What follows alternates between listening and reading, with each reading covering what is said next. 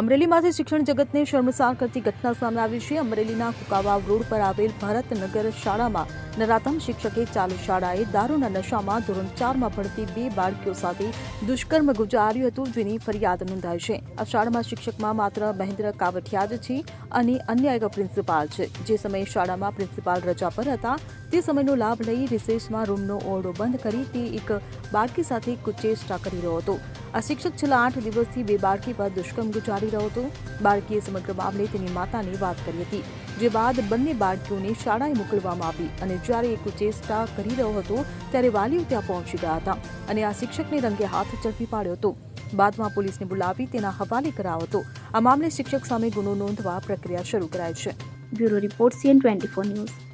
હવે જુઓ દેશ દુનિયાની તમામ ખબરો તમારી આંગળીના ટેરવે।